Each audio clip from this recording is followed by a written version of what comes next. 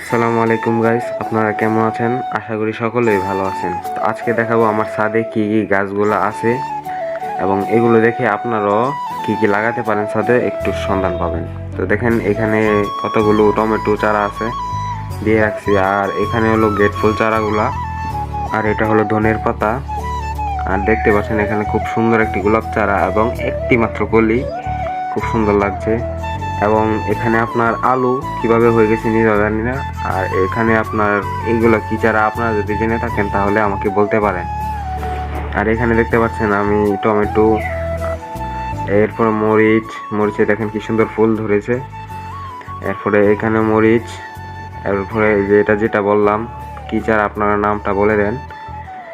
আর এখানেও দেখেন অনেকগুলা আছে, এগুলা একটা থেকে অনেকগুলা হয়।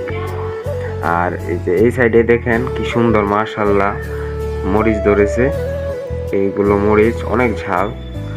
আর এখানে ড্রাগন চারা আছে, বেগুন আর গোলাপ, এগুলাই। আর লজ্জাপতি চারা, এটা শখ করে লাগিয়েছি।